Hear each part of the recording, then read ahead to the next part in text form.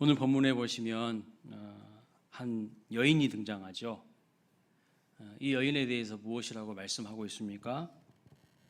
18해 동안 귀신의 괴롭힘을 받아서 허리가 꼬부라진 사람이었다고 말씀하고 있습니다. 요즘에는 허리가 꼬부라진 할머니들을 잘 보지 못하지만 제가 어릴 적만 하더라도요, 허리 굽어진, 허리 꼬부라진 할머니들 참 많으셨어요. 옛날 어른들은 일을 많이 하시고 고생을 또 많이 하시고 그에 반면 잘 드시지 못했기 때문에 허리가 굽은 분들이 참 많으셨던 것 같아요. 오늘 본문을 보면요, 예수님께서 18년 동안 허리가 구부러진 여인을 언제 어디에서 만나셨습니까? 안식일에 회당에서 만나 주셨어요. 그렇다면 왜 꼬부라진 여인이 안식일에 회당에 있었을까요? 오늘 본문을 보면 예수님을 만나서 치료받을 목적으로 회당에 나왔다는 기록은 전혀 찾아볼 수가 없습니다. 그러니까 예수님께 어떤 기대를 가지고 나온 것은 아닙니다. 그럼 왜 안식일에 회당에 가서 앉아 있었을까요? 무엇 때문에? 분명한 것은 이 여인이 하나님을 예배하러 온 것입니다. 꼬부라진 몸으로 예배하는 것이 여러분 쉬울까요? 어려울까요? 묻는 것이 어리석은 질문이죠. 정말 힘들고 어려웠을 것입니다. 우리는 몸이 조금만 힘들어도 교회 갈까 말까 막 망설여지면서 또 합리화하고 또 타협하기 바쁘죠. 정말 이 여인 허리가 굽어져서 18년 동안이나 생활하는데 몸이 너무 불편해요.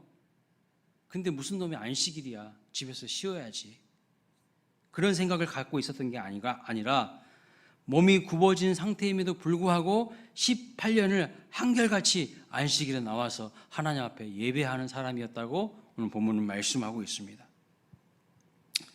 비록 몸은 힘들고 병에 걸려 있지만 그럼에도 불구하고 주님의 말씀을 듣고 배우고 싶은 것이죠. 이 마음으로 안식일에 회당에 와서 앉아 있는 것입니다. 여러분, 이 여인이 결국 보면 복을 받지 않습니까? 예수님께서 그 여인의 꼬부라진 허리를, 꼬부라진 몸을 고쳐주시지 않으십니까? 이 여인이 복을 받은 이유가 뭘까요? 복을 받은 이유는요, 복된 자리에 있으니까 복을 받았어요. 믿으십니까? 아멘. 아멘 한 사람만 복을 받을지어다. 적시 아멘을 잘 하셔야 돼요. 오늘 제가 원고에다가 아멘 한 사람만 복을 받을지어다 진짜 써놨어요. 그리고 뭐라고 옆에다 써놨냐면 적시에 잘 아멘 하셔야 된다고. 근데 오늘 일부 컨디션이 괜찮은데 아멘 소리가 좀 높았어. 복된 자리에 있으니까 복을 받는 것입니다. 우리가 다 그렇게 되기를 주님의 이름으로 축복합니다. 제가 전에 사역하던 교회에서 실제로 있었던 일입니다. 남전도의 연합회 체육대회가 있었어요. 체육대회를 가장 마지막 체육대회 하고 나서 가장 마지막 시간에 뭘 하는 줄 아세요? 되게 많은 그 행사들 보면요, 제일 마지막에 경품 추첨을 해요. 경품 추첨. 근데 이제 노예 연합 이 행사다 보니까 상들이 많고요, 좀 푸짐합니다. 그런데 여러분, 제가 그 경품 추첨에 1등 당첨이 됐을까요, 안 됐을까요? 됐죠. 됐으니까 이야기하죠. 됐어요. 그래서 45인치 텔레비전을 받았어요.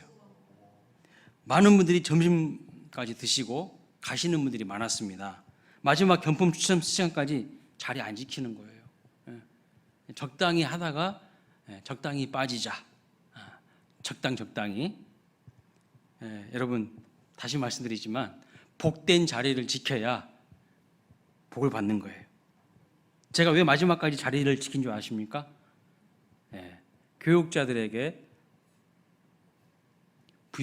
부여진 사명이 있었어요. 미션이 있었어요. 그것이 무엇이냐면 마지막까지 남아서 그 쳐놓은 천막을 다 철수하고 또 모든 시설물과 장비, 음식물 뒷정리까지 다 해야 돼서 끝까지 남아 있었습니다. 다른 교회 교육자들은 남전도의 연합회 행사니까요 오지도 않아요. 또 토요일이니까 오지도 않아. 자기들 교회 바쁜 일 많잖아요. 근데 우리 교회 교육자들은 무슨 죄인지는 모르겠지만 다 전원 참석해가지고 처음 새벽부터 끝나는 오후 한 6시까지 계속 일하는 거예요. 계속. 그리고 이제 경품 충첨 이런 거 당첨될 것이라고 기대도 안 했습니다. 그래서 이제 한 마지막 한 5시 정도 되니까 너무 피곤해가지고 운동장 저 한편에 있는 축구 골대 있잖아요. 축구 골대 옆에 그 옆에서 교육자들이 다 대자로 누워가지고 쫙 일렬로 쉬고 있었어요. 뭐 경품 추첨 하든지 말든지 뭐 어차피 우리는 안 될 거니까 우리는 여기 일하러 왔지 우리가 뭐 상 받으러 온 사람 아니잖아요. 그래서 그냥 대자로 다 누워가지고 너무 피곤하다 이렇게 하고 있었는데 갑자기 우리가 너무 불쌍하게 보였는지 목사님 전도사님들도 하나씩 받으라는 거예요. 추첨권을 그 집행부에서 와서 빨리 나눠주고 가시는 거예요. 그런데 갑자기 제 번호가 1등으로 불리는 거예요. 와, 손살같이 일어나가지고 구령대 쪽으로 본부 쪽으로 막 달려가지 못했어요. 너무 피곤해서. 그래서 제 후배 부목사님한테 빨리 가서 대신 받으라고 가지고 젊은 부목사님이 막 달려가가지고 받아가지고 저한테 안겨주시더라고요. 하나님이 저한테 이렇게 말씀하시는 것 같았습니다. 아들아, 너 오늘 고생했다. 끝까지 자리 지키느라 정말 수고했어. 너한테 주는 선물이야. 하나님이 제 마음에 그렇게 말씀하시는 것 같았어요. 그런데 제가 받은 그 경품 45인치 텔레비전을 제가 받아가지고요 다른 사람에게 그냥 선물로 줬어요. 그랬더니 무슨 일이 일어난 줄 아세요? 시간이 조금 흘렀어요. 시간이 한 1년이나 지났을까요? 2년이나 지났을까요? 하나님이 광일교회로 부임하게 될 때에 함께 사역하던 협동 목사님으로부터 그 가정을 통해서 40인치 텔레비전을 선물로 주셨어요. 제가 70인치 텔레비전은 계속 부담된다고 하니까요 결국에는 이제 목사님 가정에서 60인치 텔레비전을 선물로 주셨습니다. 여러분, 하나님은요 이런 분이셔요. 복된 자리를 지키는 자에게 미션 안수하기 위해 끝까지 자리를 지키는 자에게요 하나님이 눈여겨보셨다가 상을 주시고 선물을 주십니다. 그것 가지고 혼자 좋아하면 안 되고 그거 내가 원래 생각하지도 않았던 선물이었기 때문에 필요한 사람에게 주니까요 45인치가 70인치로 바뀌어서 더 큰 선물로 안겨주시는 것을 경험했습니다. 할렐루야. 네. 자기 일 아니면 아멘 잘 안 하죠. 배 아프니까. 네. 여러분, 제가 지금 이 이야기 왜 하는 것입니까? 자리를 잘 지키면 하나님이 눈여겨보셨다가 결정적인 순간에요 우리에게 선물을 주실 줄로 믿습니다. 이 여인도 마찬가지예요. 이 여인도 꼬부라진 몸으로 얼마나 힘들었겠어요. 그리고 꼬부라진 몸 가지고 이렇게 굽어진 몸 가지고 회당에 오면 사람들이 좋은 시선으로 봤을까요? 오늘 본문을 보니까 귀신에게 사로잡혀서 그 몸이 그렇게 됐다고 말씀하고 있어요. 그러니까 사람들의 시선이 좋을 리가 없어요. 유대인들은 뭔가 일이 잘못되거나 몸이 좀 아프거나 그러면 전부 네가 죄지어서 그런 거야. 뭐 이런 식으로 해석을 하니까요. 별로 좋은 시선도 아니었을 거예요. 그런데 그 자리를 묵묵히 지키는 사람에게 하나님이 은혜를 주시고 선물을 주시고 복을 주실 줄로 믿습니다. 예배의 자리, 사명의 자리를 지키면 하나님의 특별한 은혜가 있어요. 제가 요즘 교회들에서 벌어지는 행태 가운데에 경악을 금치 못하는 이야기를 들었습니다. 성악을 전공한 사람들 중에 일부가요 성가대 알바를 뛴대요. 여러분 들어보셨어요? 한 군데 섬길 교회를 정하고 그곳에서 충성을 다해서 하나님을 섬길 그런 신앙생활을 하는 것이 아니라 돈을 벌 목적으로 자신들의 전문 용어로 소위 오브리를 뛴다 이런 말을 하더라고요. 여러분 들어보셨습니까? 오브리를 뛴다? 네, 자기들만의 세계에서 하는 말이에요. 오보리를 띈다는 거예요. 저는 하나님이 주신 재능과 은사를 가지고 오보리를 띌 수 있다고 생각합니다. 그러나 한 교회만 오보리를 띄는 것이 아니라 심지어 3개, 4개, 주일이면요 3개, 4개 교회에 성가대 알바를 하러 간다는 거예요.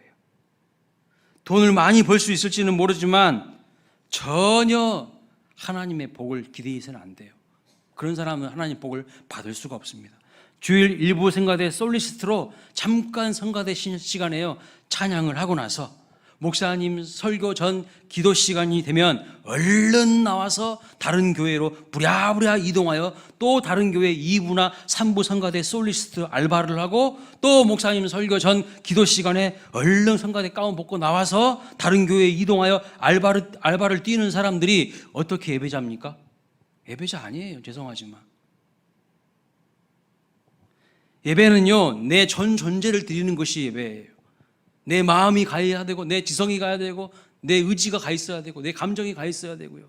내 모든 것이 거기에 가 있어야 돼요. 내 몸이 이 연장에 와 있어야 돼요. 그게 예배죠. 전심으로 드리는 것이 예배입니다. 그런데 그런 사람들이 자기 예배만 망치는 것이 아니라 자기의 삶만 망치는 것이 아니라 다른 사람들의 예배까지 망치는 거예요. 이렇게 하려면요 차라리 성가대 없애는 것이 낫습니다. 뭐하러 성가대 합니까? 그냥 그 순서 채우기 위해서 하는 건가요? 오늘 본문에 오랜 세월 동안 이 예배의 자리를 지킨 이 여인은요 눈이 오나 비가 오나 바람이 부나 어떤 상황에서도 자리를 지킨 사람이었어요. 비록 몸은 불편하지만 하나님께 예배 드리는 것이 삶이고 습관이 된 사람입니다. 형식적으로 마음도 없이 예배를 드리는 것이 아니라 어떠한 경우에도 타협하지 않고 포기하지 않고 항상 삶의 최우선순위가 되어서 예배하는 자리에 앉아 있었던 사람이에요.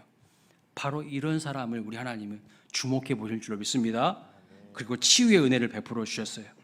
우리도 이 여인과 같은 믿음과 삶의 태도로 주님을 감동시키는 자들이 되시기를 주님의 이름으로 축복합니다. 엉뚱한 자리에 가서 방황하지 마시고 복된 자리에서 사명감을 가지고 예배하시기를 주님의 이름으로 축원합니다. 자, 그런데요 한편으로 생각해 보면 왜 이 여인은 18년 동안이나 치유를 받지 못했을까요? 궁금해지지 않으십니까? 이 여인이 회당에서 그동안 예배의 자리를 잘 지켰어요. 그런데 왜 그때는 치유를 경험하지 못했을까요? 이런 질문이 생기는 거죠. 회당은 여러분 어떤 곳입니까? BC 586년, 587년 전에 바벨론에 의해서 남한국 유다가 멸망을 당하고요. 이제 예루살렘 성전이 파괴됩니다. 그래서 하나님을 예배하는 장소를 잃어버렸어요. 그래서 예배 장소였던 성전을 대처하여서 만든 것이 무엇이냐면 회당입니다. 회당. 유대인들이 어디에 있든지 남자가 10명 모이게 되면요 회당을 지었어요. 그것도 마을과 촌락의 가장 중앙 센터에다가 회당을 지었습니다. 그리고 이 회당을 주관하고 총괄하던 사람이 누구냐면 회당장입니다. 그러니까 회당이 있고 회당장이 있고 하나님께 예배 드릴 수 있는 모든 것이 다 세팅이 된 상태였습니다. 그러니까 부족한 것도 없고 모자란 것도 없고 다 모든 것이 갖춰져 있는 것이 바로 회당인데 그곳에서 치유는 일어나지가 않았어요. 아무런 일도 일어나지 않습니다. 참 이상하죠? 그러다가 마침 오늘 본문에서 이 꼬부라진 여인이 치유를 받는 거예요. 18년 만에 일어나는 일입니다. 어떻게 이런 일이 일어났을까요? 그리고 왜 18년 동안은 아무런 일이 일어나지 않았을까요? 그 이유는 무엇일까요? 여러분, 이 18년 만에 치유가 일어나는 것은요, 거기에 누가 계셨기 때문입니까? 예수님이 거기 계셨기 때문이에요. 여러분 잘 생각해 보세요. 예수님이 회당에 계셨기 때문에, 즉 예배하는 자리에 계셨기 때문에 치유를 받았다면, 치유받지 못한 채 회당에서 예배했던 18년의 세월은 결국 하나님이 그 자리에 계셨다는 이야기예요? 안 계셨다는 이야기예요? 하나님의 임재가 없었던, 형식과 껍데기만 있었던 예배를 드렸다는 거예요. 이게 무엇을 의미하는 것일까요? 이스라엘은 지금까지 하나님이 없이 빈 껍데기 신앙생활, 형식만 남은 종교생활을 하고 있었다는 겁니다. 이런 사실을 뒷받침하는 증거가 오늘 본문에 기록되어 있어요. 자, 꼬부라진 여인이 예수님에 의해서 치유받은 이후에 이 회당장의 반응을 한번 보시기 바랍니다. 이 사람의 반응을 보면 회당 예배에 하나님이 없고 형식만 남아 있었다는 것을 알게 되는 단서가 보여요. 14절 말씀 같이 읽어볼까요? 시작. 회당장이 예수께서 안식일에 병 고치는 것을 분내어 무리에게 이르되 일할 날이 엿새가 있으니 그동안에 와서 고침을 받을 것이요 안식일에는 하지 말 것이니라 하거늘. 자, 이 회당장 오늘날로 말하면 누구와 같은 사람이에요? 저 같은 사람이에요. 목회자예요. 목회자 같은 역할을 한 사람입니다. 그래서 이 꼬부라진 여인에 대해서 익히 잘 알고 있었던 사람입니다. 자기 회당의 성도인 것입니다. 그런데 측은지심이 하나도 없어요. 불쌍히 여기고 긍휼히 여기는 마음, 사랑의 마음이 하나도 없습니다. 18년 동안이나 꼬부라져 다니느라 이 고생 수고 하는데 예수님 만나서 허리가 펴졌다면 정말 기뻐하고 할렐루야 함께 춤을 추고 축하해 줘야 할 일이 아닙니까? 그런데 지금 뭐라고 하고 있어요? 화를 내고 있어요. 분노를 폭발하고 있어요. 여인이 치유받은 것을 보고 같이 기뻐해 주고 축하해 주기는 커녕 예수님께 감히 안식일에 치유하는 일을 했다고 분노를 터뜨리는 것을 볼 수가 있습니다. 여러분, 교회가 어떤 곳일까요? 교회는요, 우는 자들과 함께 울고 웃는 자들과 더불어 함께 웃는 곳이 교회예요. 근데 이렇게 제가 보면, 지금까지 경험을 보면요, 누군가가 어려우면 같이 아파해주고 울어주고 그런 것은 좀 있는 것 같아요. 근데 누가 잘 되잖아요. 그러면 은근히 배 아파하는 사람들이 있더라고. 같이 기뻐해 주는 것이 더 어려워. 같이 기뻐해 주는 것이 더 어렵다고요. 지금 이 사람 보세요. 자기가 회당장이야, 회당장. 18년 동안이나 그 회당에 와가지고 하나님을 안식일에 예배했던 사람이에요. 그런데 하나님의 놀라운 은혜로 기적으로 몸이 나았으면요, 그 축제를 벌려야 되는 거 아니에요? 잔치를 해야 되는 거 아니야? 근데 화내고 있어요. 왜 분노했을까요? 그러면 왜 화냈을까요? 안식일 규정을 어겼다고 생각한 것입니다. 안식일에는 일하면 안 되는데, 안식일은 일하지 않고 거룩하게 지켜야 되는데 일을 했다고 판단하는 거예요. 일을 했다고. 안식일에는 아무것도 하면 안 되는 그런 규정이 있었습니다. 안식일에는 왜 일을 하지 말라고 하셨을까요? 하나님을 묵상하고 하나님을 예배함으로 하나님과 더 깊이 있는 영적 교제를 통해서 영혼의 쉼을 얻고 다시 회복을 경험하고 나머지 6일을 힘있게 살라고 하는 차원에서 일하지 못하게 한 것입니다. 안식일에 일하지 말라고 한 것은 풍성한 생명력을 회복하고 쉼을 갖도록 하신 하나님의 특별한 배려였어요. 여러분, 계속 쉬지 않고 일만 하면 어떻게 될까요? 그 몸 다 고장납니다. 다 몸 망가져요. 건강도 망가지고 일의 능률도 오르지 않고 죽지 못해 하는 일이 되지 않겠습니까? 인간을 설계하고 만드신 하나님이 우리를 너무나도 잘 아시기 때문에, 우리를 만드신 분이기 때문에, 우리를 누구보다 잘 아시는 분이기 때문에 적절하게 쉬고 또 하나님을 예배하고 교회의 공동체를 통해서 성도들과 함께 교제함으로 힘을 얻어서 열심히 일하라는 뜻이죠. 안식일을 지키라는 의미는. 그런데 죄악된 인간이요, 이 선한 하나님의 계명을 어떻게 변질시켰습니까? 일하지 말라는 명령에 대한 세부 규정을 만들어 놓고 거기에 위배되면 다 법을 어긴 사람으로 정죄하고 비난하는 도구로 변질시킨 것을 볼 수가 있어요. 예를 들면 이런 거예요. 너 오늘 주일인데 자녀 공부시켰지? 너 학원 보냈지? 너 그거 주일날 범죄한 거야. 누가 학원 보내라 그랬어? 너 왜 주일날 가게 문 열었어? 그거 하나님 앞에 너 책망받을 일이야. 풍성한 생명을 회복하는 날이 서로 비난하고 고소하고 감시함으로 죽고 죽이는 죽음의 날로 변질시킨 것입니다. 자, 이 꼬부라진 여인이요, 육체의 질병을 가지고 있어서 몸이 꼬부라져 있었다면 치유되고 회복된 이 여인을 바라보고 있었던 회당장은 어떤 상태일까요? 그 영혼이 꼬부라져 있는 상태예요. 그 마음이 꼬부라져 있는 상태입니다. 꼬일 대로 꼬여 있는 사람이에요.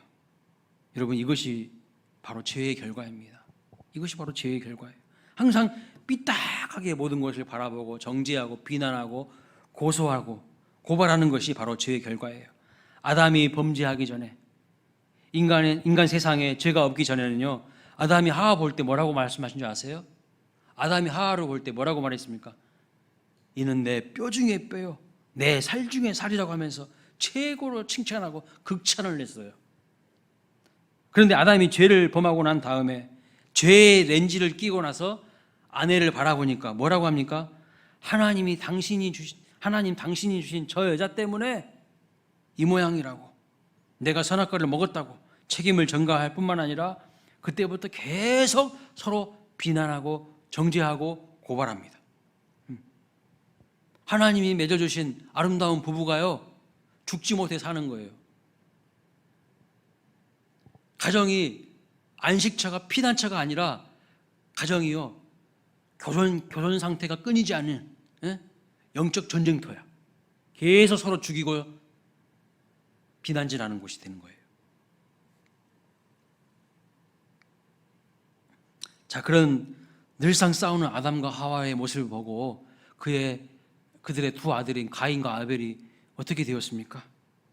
화구한 날 싸우고 서로 험담하는 그 부모의 모습을 본 그 가인과 아벨이 어떻게 되었습니까? 가인이요, 아들을 죽여버려요. 가인이 자기 동생 아벨을 죽여버립니다. 보고 배운 대로 한 것이죠. 안식일이 감시하고 감시당하고 비난하고 정죄하고 그러다 보니까 기쁨과 감사 다 잃어버리고 풍성한 생명력을 회복하기는커녕 무거운 짐만 지어지는 날로 변질이 되게 만들어버린 겁니다.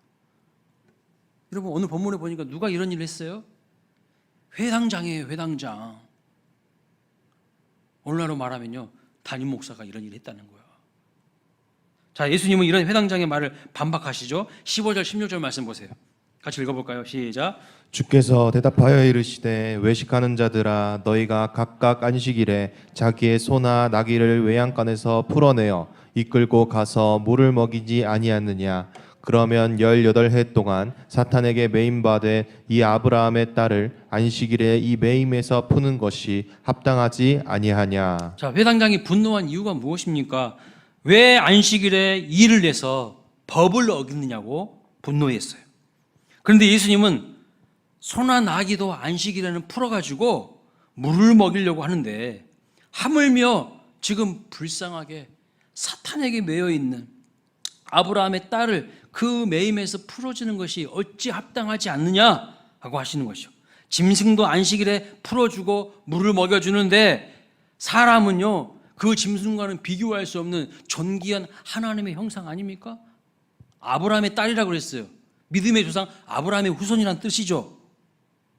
짐승과는 비교할 수 없이 대우를 받고 대접을 받아야 되는 그런 존재인데 어찌 그런 인간을 짐승만도 못하게 지금 만들고 있냐? 예수님께서 말씀하시는 거예요. 자, 귀신에게 18년 동안 묶여 있던 이 여인이 악한 권세로부터 해방될 수 있는 날을 정해야 된다면 어떤 날에 가장 적당할까요? 안식일이죠. 왜냐하면 안식일은 하나님을 예배하고 영적으로 회복을 경험하고 진정한 쉼을 누리는 날이기 때문에 그렇습니다. 그런데 회당장에게서 우리가 알 수 있는 것이 무엇입니까? 하나님은 없고요, 껍데기 형식만 남아있어요. 껍데기 형식만 남아있는 유대 종교의 타락을 이 모습을 통해서 고발하고 있는 거예요. 여러분, 예수님이 뭐라고 말씀하셨습니까? 마가복음 2장 27절에 보시면 안식일이 사람을 위하여 존재하는 것이지 사람이 안식일을 위하여 존재하는 것이 아니라고 말씀하고 있어요. 사람을 위해서 법도 존재하는 겁니다. 법을 위해서 사람이 존재하는 게 아니에요. 안식일에 쉬지 않고 한번 여러분 계속 일해 보십시오. 주님이 안식일을 만들어 놓으셨어요. 근데 쉬지 않고 계속 일해 보세요. 그 사람 죽습니다. 안식일이 사람을 위해서 만들어 놓으신 거예요. 그 사람은 영혼을 가지고 있는 존재이기 때문에 예배를 통해서 말씀과 기도를 통해서 하나님과의 친밀한 교제와 만남이 있어야 합니다. 하나님께 집중하는 시간이 있어야 돼요. 하나님은 우리를 돈 버는 기계로, 일하는 기계로 만들지 않으셨어요. 그런데 전부 사람들이요, 돈 버는 기계가 되어 있어요. 일하는 기계가 되어 있어요. 쉬어야 할 타이밍에도 쉬지도 않아. 일해야 할 타이밍에는 또 일을 또 안 해. 거꾸로 하고 있어요. 거꾸로. 인간이 스스로 욕심에 의해서 돈 버는 기계가 되어가고요, 하나님 안에서 힘과 즐거움을 회복하기보다는 세상의 쾌락을 좋아하게 되면서 주일에도 일하고 주일에도 예배는 뒷전이고 맨날 놀러 다니는 것 아니겠습니까? 하나님 없는 쉼은 진정한 쉼이 되지 못해요. 진정한 평안과 안식을 누리지 못해요. 쉬어봤자 그 마음 깊은 곳에서 근심, 걱정, 염려가 다 또아리를 틀고 있어. 잠깐 세상에서 뭐 바람 쐰다 할지라도, 좀 즐긴다고 할지라도 그것이 사라집니까? 사라지지 않아요. 쉼 없이 달려가는 인생은요, 언젠가 그 몸이 고장나든지 인간 관계에서도 분명히 문제가 발생할 수 있습니다. 여러분, 악보에 보시면 뭐가 있어요? 쉼표가 있어요. 그 부분에 딱 씌워줘야 돼. 근데 그 부분에 안 씌워지면 노래 끝까지 부를 수 있나요? 끝까지 부르기가 너무 힘들어요. 적절한 시간에 쉬어야 끝까지 완수할 수가 있습니다. 그것이 지혜예요. 우리 하나님께서 그냥 만들어 놓으신 게 아니야. 다 우리를 너무나도 잘 아시기 때문에 쉬어야 할 타이밍을 만들어 놓으신 거예요. 예수님은 뭐라고 말씀하셨냐? 수고하고 무거운 짐진 자들아 다 내게로 오라, 내가 너희를 쉬게 하리라 말씀하셨어요. 그래서 저는요, 교회에서 직분을 맡아서 일하시다가 너무 힘드시면 좀 쉬시라고 말씀을 드립니다. 쉬지 않고 냅다 그냥 일하시는 분들은요, 오래 못 가요. 탈진해버려요. 그래서 좀 지나면요, 아이고 나 못하겠다고, 나 이제 주의 일 안 하겠다고. 쉬어야 할 타이밍을 놓치면 번아웃, 완전 탈진해서 다시 일어나 힘을 내서 일할 수가 없어요. 여러분, 마르다와 마리아 이야기 아시죠? 마르다는요, 예수님 오시니까 예수님한테 맛있는 거 대접하겠다고 일만 주구장창 했어요. 근데 마리아는 일하지 않고 예수님 발 아래에서 말씀을 들었어요. 그런데 예수님께서 뭐라고 이야기하십니까? 마리아가 좋은 편을 택하였다고 말씀하신 것을 볼 수 있습니다. 말씀을 듣는 것이 먼저예요. 예배하는 것이 먼저입니다. 사역은 그 다음에 하는 거예요. 일은 그 다음에 하는 거예요. 이 원리를 놓치면 아무리 일을 해도 사람이 성장하지 않습니다. 사람이 성숙하지 않아요. 사람이 변화되지 않습니다. 사람이 새로워지지 않아요. 맨날 고수준밖에 안 되는 거야. 아니면 뒤로 퇴보하든지요. 그리고 금방 탈진하고 번아웃 됩니다. 하나님의 말씀을 통해서 영혼의 양식을 먹어야, 하나님의 은혜와 능력을 경험해야 힘을 내서 일도 하고 사역도 하는 겁니다. 여러분, 우리 인생 내 힘으로 살아가는 겁니까? 내 힘으로 사는 거 아닙니다. 우리의 힘으로 하는 건 아니에요. 하나님의 은혜와 능력을 힘입어 살아가는 저와 여러분 되시기를 축복합니다. 여러분, 오늘 본문을 보면 하나님 없는 교회, 하나님 없는 공동체, 하나님 없는 개인의 특징이 무엇인지 아십니까? 비난할 일도 아닌데 비난해요. 칭찬할 일도 비난합니다. 칭찬도 못하게 해. 오늘 보십시오. 예수님이 안식일 날 18년 동안 꼬부라진 여인 고쳐줬어요. 그러면요, 예수님한테, 예수님 너무 감사합니다, 이 회당장이 납작 엎드려서 절을 해야지, 칭찬을 해야지, 감사합니다 고백해야지. 근데 비난해요. 칭찬도 못하게 해. 열심히 주의 일에 충성을 다하고 순종하는 분들을 보면요, 하나님께서 칭찬해 주라고 마음을 주실 때가 있어요. 그런데 어떤 교회는요, 목사님이 성도들 칭찬도 못하게 해요. 왜요? 어떤 성도를 칭찬하고 나면 다른 성도들이 막 시기 질투가 마음에서 올라온대. 응? 저 인간은 왜 칭찬하냐고. 내가 싫어하는 성도를 칭찬했다고 목사님이 오히려 그분들 입방아에 올라가. 그 칭찬받은 성도에게 공격이 들어간다고 합니다. 우리 교회 이야기 아니기를 바랍니다.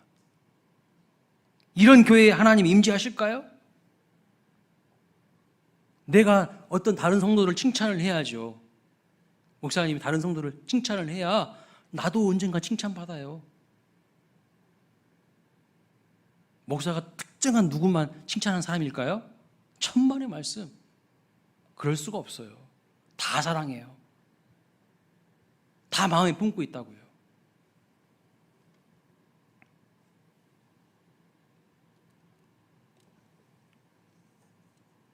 하나님 없는 교회는요, 마음이 꼬부라진 사람들이 많아요. 마음이 딱 굽어져 있어.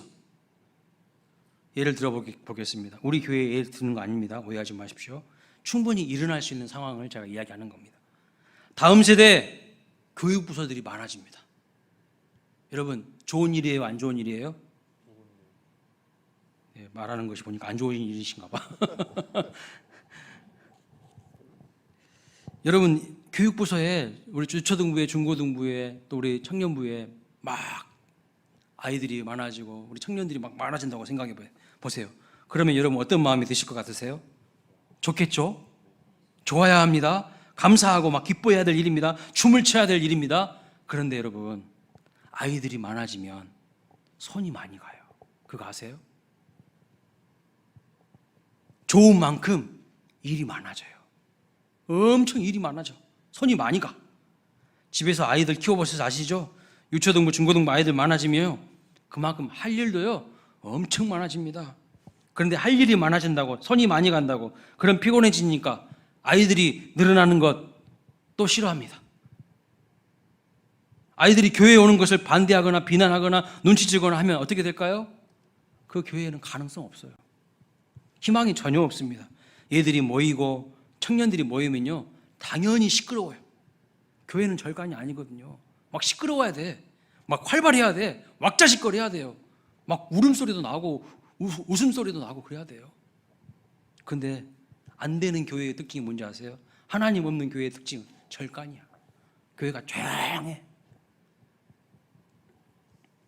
교회는요 사람들이 많이 모여야 됩니다.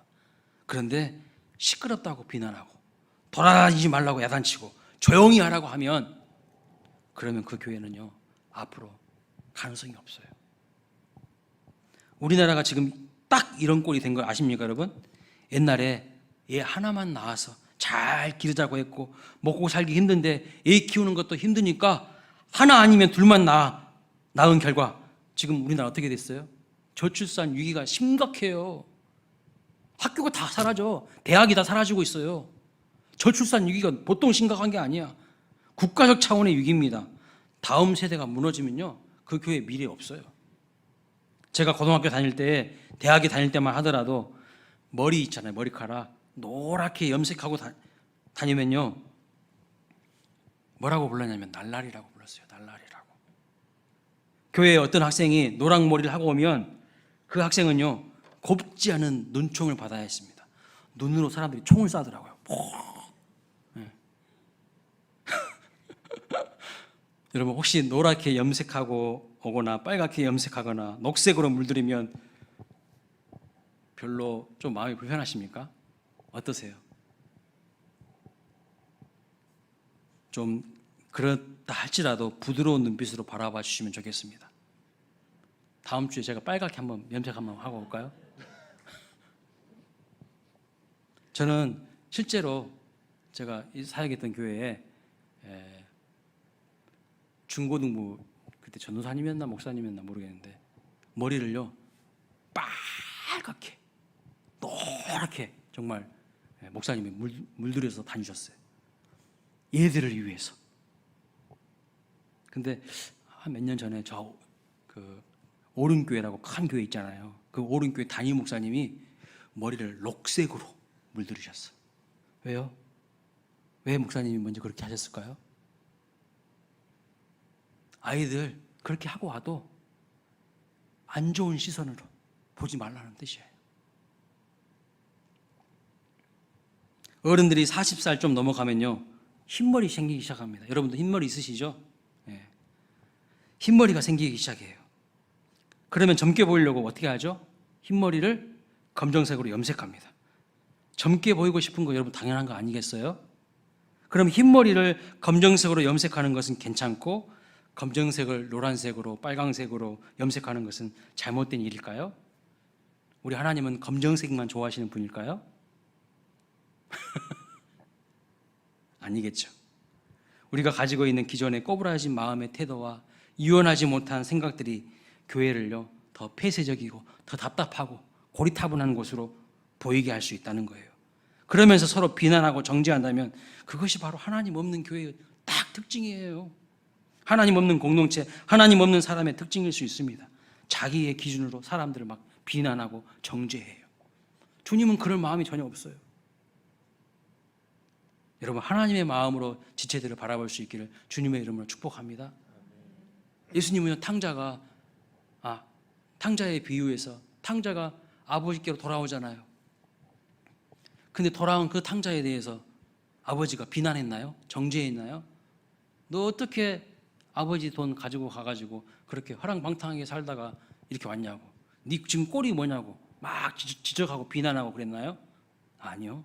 그런 말 일치 없어요. 그냥 가장 좋은 옷 입혀주고요, 손에 가락지 끼워주고요, 발에 신겨주고요, 그리고 장치를 벌려가지고 아들의 마음속에 내가 아버지 아들이란 프라이드를 회복시켜 주시는 거예요. 비난하고 정죄하는 게 아니에요. 여러분, 강도 만난 사람 이야기 아시죠? 제사장도 지나가 버리고 레인도 지나가 버렸어요. 그런데 누가 도와줬나요?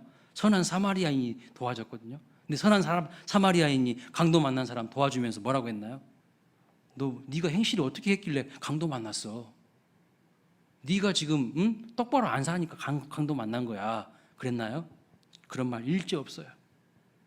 자기 돈 다 들여서 치유해 주고요, 주막에 데리고 가서 다 깨끗하게 치유해 달라고. 그리고 내가 일이 있으니까 다시 돌아올 때에 경비가 더 들어갔으면 내가 그때 더 내겠다고. 이렇게까지 하지 않습니까? 뭘 말하는 걸까요? 우리 주님은요 사랑의 주님이시고요, 교회는요 바로 이 사랑의 공동체가 돼야 되는 거예요.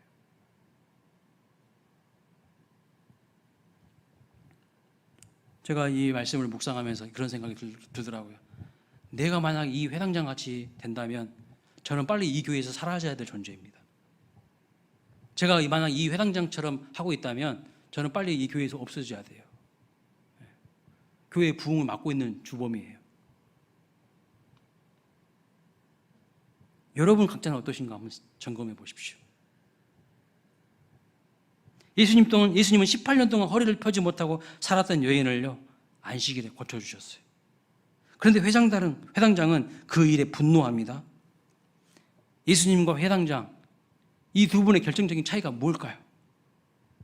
하나님이 그 마음에 계신가? 그렇지 않은가일 거예요. 다르게 표현하면 하나님을 사랑하는가? 그렇지 않은가 합니다. 하나님을 사랑하면 그 자리에 회복과 치유가 일어납니다. 그러나 하나님 없는 곳에는 늘 비난과 정죄, 남을 깎아내리는 일들만 난무하는 거예요. 간절히 바라기는 우리 사랑하는 광양교회 성도님들의 삶이 위로와 격려와 배려와 칭찬의 통로가 되시기를 주님의 이름으로 축복합니다. 이 회당장 같은 사람 한 분도 안 되시기를 바랍니다. 이런 사랑의 풍성한 성도님들로 가득 찬 교회가 된다면요, 우리 교회는 머지않아 엄청난 하나님의 부흥과 성장의 은혜를 부어주실 거예요. 하나님의 치유와 회복의 위대한 역사가 일어날 줄로 믿습니다. 이런 하나님을 사랑하는 사람들이 풍성해질 때요, 이 교회는 역동성이 회복되는 거예요. 오고 싶은 교회가 되는 거예요. 근데 오면 맨날 지적하고 맨날 눈치 주고 그러면 누가 오겠습니까? 오지 않아요. 저 자신을 점검해 봤어요.